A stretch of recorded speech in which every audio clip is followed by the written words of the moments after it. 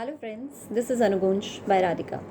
मेरी आज की पोम का हेडिंग है अलगाव या जुड़ाव, सेपरेशन या क्लोजनेस। कोई भी रिलेशन जब हमारा होता है तो उसमें या तो हमारा किसी से सेपरेशन हो जाता है या फिर बहुत ज़्यादा क्लोजनेस बढ़ जाती है।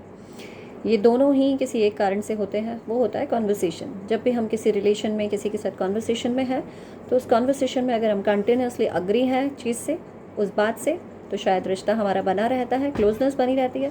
दोनों में से कोई भी अगर उस रिश्ते में डिसअग्री है तो वो रिलेशन अपने आप एक अलगाव के मोड पर, एक सेपरेशन के मोड पर पहुंच जाता है।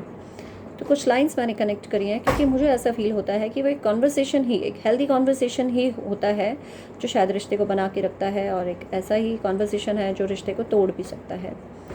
तो सुनिएगा, कुछ लाइंस हैं।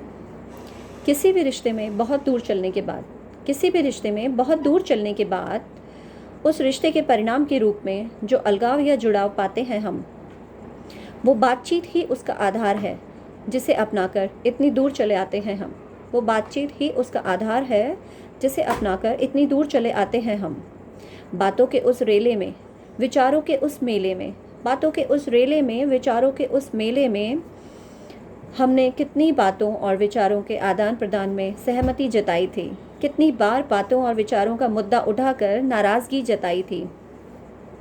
रिश्ते को जीते हुए हम ये अनुमान नहीं लगा पा रहे थे, रिश्ते को जीते हुए हम ये अनुमान नहीं लगा पा रहे थे कितने पलों में हम नाराज़गी और कितने पलों में हम सहमति जता रहे थे।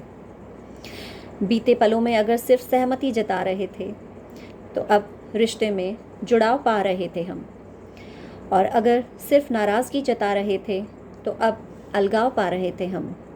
किसी भी रिश्ते का आकलन वो बीते हुए पल, किसी भी रिश्ते का आकलन वो बीते हुए पल ही बेहतर बता सकते हैं जिसमें दो लोग अपना अलग अलग व्यवहार जता रहे हैं।